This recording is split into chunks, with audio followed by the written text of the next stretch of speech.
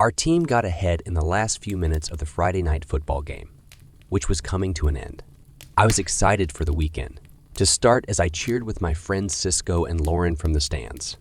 As soon as the buzzer went off to let us know we had won, we left the empty stands and started talking about our plans for the party that night.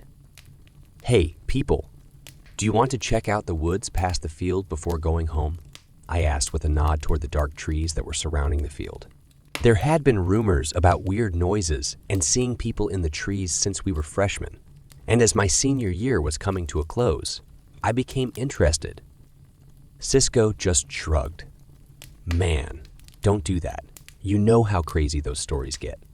Also, it's going to be very dark inside soon." But Lauren hit him on the arm as a joke. "Stop being such a wimp, okay? It might be enjoyable. What could go wrong if we stick together?" We were persuaded by her bravery, and soon our phones lit up the dark road that led into the woods. It was dark, so it was hard to see the roots and rocks, and the leaves crunched underfoot. "Hey, did you hear that?" Lauren said in a whisper after we walked in a ways. Sounds like twigs brushing against each other and strange mutterings could be heard in the trees. We stopped and listened carefully as a cold wind blew up. That's when the screaming began. In the distance, screams that made our blood boil filled the forest. And then there was a huge movement coming at us at an amazing speed. As we sped off, we carelessly crashed through the bushes out of fear. When I turned around, I saw a big, deformed figure loping after us on all fours. It was too low to be a person. Finally, the woods got thinner, and the lights in the school parking lot could be seen ahead. We came out of the woods gasping for air and fell out of relief on the road. But when we looked along the tree line, all we could see were moving branches. From that night on, our final year was filled with dread as strange things happened all over the school. Now, 3 years after finishing, I was back after hours in that building. I knew well. I took a night job as a janitor at my old high school because I needed money and didn't have many other choices. It was weird to walk around by myself in the dark, through the silent halls and classes. As I began to sweep one of the hallways on my first night, I heard scuttling sounds coming from a storage room up ahead. The doorknob shook strongly from the inside, making my heart jump. It felt like something strong was trying to get out. As I shook my broom like a weapon and walked slowly toward the closet, the room went silent again. Whatever was inside had stopped fighting, but I swear I could hear voices coming from under the door. As I tried to calm down, I yanked the closet door open and saw only mops and buckets looking back at me. But as I quickly walked away, one last sound stopped me in my tracks. The sound of a child laughing could be heard from the end of the hallway, where no other kids were. All weekend, I couldn't stop thinking about the scary things that happened to me on my first night on the job. I went to the school library after hours on Monday to look for answers. I turned on the light and started looking through old yearbooks for hints. At that moment, a part-buried newspaper article fell out. Its edges were burned and faded. As I read the story, my blood ran cold. It was about a terrible fire that happened at the school in 1962 and trapped more than 20 kids inside. Even though firemen worked hard, they couldn't get to all of the kids in time.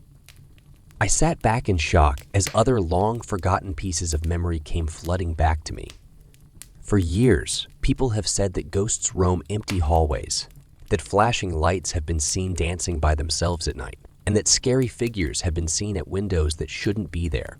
Now it all made a terrible kind of sense.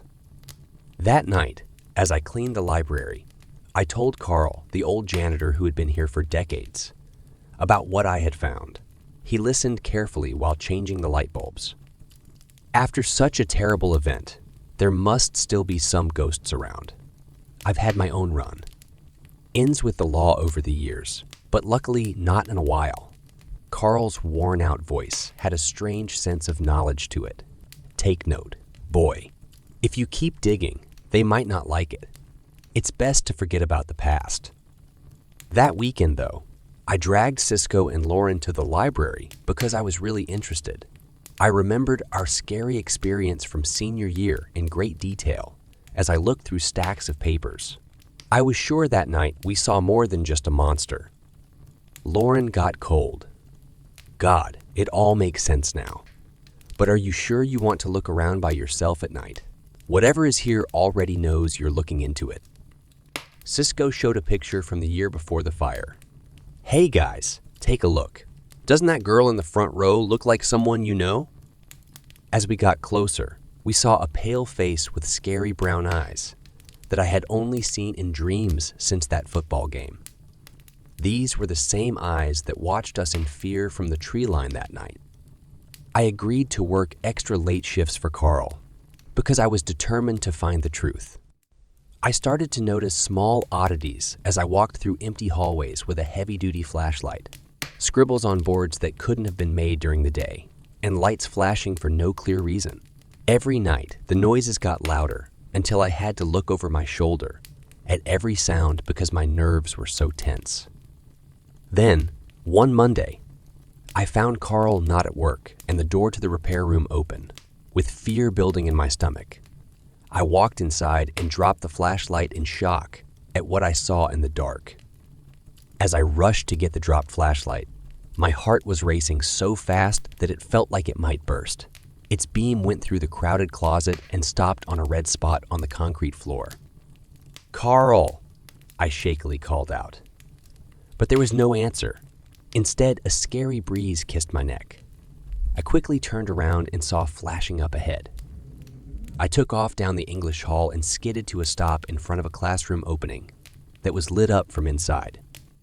When I looked inside, I gasped when I saw that the projector had turned on by itself and was showing random frames that were blending horribly into one another. But it was the notes written in dripping red on every whiteboard that stuck me there. "Leave us be. Do it now or pay blood." The lights above me started flashing all over the place, as if they were responding to my fear. I turned to run away, but when I turned around, I saw a horrifying sight. A woman who was on fire stood still at the end of the hallway, her eyes burning into me as ash flew from her burned body. I was so shocked that I couldn't do anything but watch as she raised a bone arm to point down the hall. In the darkness, there were two bright orbs that looked like the eyes of a monster. As it crept up on me, its body turned into a skewed horror on two legs, just like the thing that chased us years ago. As soon as I heard my voice, I screamed and ran full speed after it. I took a risky look back and saw the woman on fire slide behind me without making a sound, as if gravity didn't exist. I quickly turned a corner and saw an emergency exit. I rushed through it just as rough hands touched my coat. I ran out into the cool night, fell to the wet grass, and tried to stop my heart from beating so fast. Only the big front of the school stared back at them, dark and uninterested, as if they didn't know the evil that was going on inside. I got over my fear and called 911. With my keys in hand, I led the cops inside. With our guns drawn, we searched each room, but all we found was cold nothingness. But something terrible was found downstairs in the boiler room. Carl was lying badly hurt in a pool of thick blood, and his hoarse last breaths could barely be heard. When his tired eyes met mine, he gave me a warning look before closing them for good. The ghosts in these halls had already killed their first real victim, and they made it clear that I would be next if I didn't leave their domain right away. Cisco and Lauren were waiting for me eagerly as I stumbled home, sobbing as I told them about the terrible things that happened that night. With cameras, recordings, and holy Bibles in hand, they agreed to come back with me at dawn, no matter what good they could do in the face of such terrible evil. We were not calmed by the watery light of dawn as we parked outside the school after a rough night. Cisco had shaky hands as he tried to load the camera, and Lauren was holding a cross instead of her normal confidence. I pushed them inside on my weak legs while my flashlight searched every shadow. We kept going because the smell of blood and something sour kept pulling us down old stairwells to parts of the building that haven't been used in a long time. A crumbling hallway led to a room lit by the moon, where a single heater breathed dustily. Along the far wall, I noticed a bricked-up doorway. The mortar had fresh cuts in it that looked like hasty hands trying to get out of an endless jail. I grabbed a crowbar and started nosing around like crazy, while Cisco filmed and Lauren stood guard with her Bible raised and repeating verses under her breath. With a loud crack, the barrier came down, revealing empty classroom. Inside, different-sized bones were all over the halls and on the rotting tables. A walled-up graveyard for the dead that is only open at night when the school is closed. But one skeleton was left alone at the front, with a torn ribbon around its neck. It was the girl from the yearbook picture, doomed to visit the place that should have been her safe place.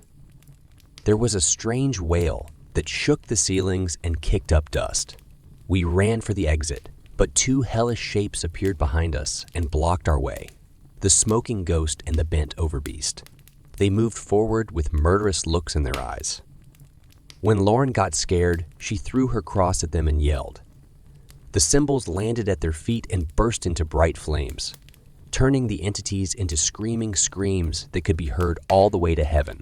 Their fiery bodies moved back and forth and then disappeared right in front of our eyes. I said a prayer for the children who had died as I looked at the bones with a heavy heart. The ghosts of those who had died would always be remembered as a warning of the evil that had once grown in this place, and how the light beat it in the end. As we left the school, the pale morning air greeted us, and we shut the doors tightly behind us. Its crimes from the past were locked away for good, but I knew that deeper in the building, more secrets were waiting to be found. But that's a story for another time.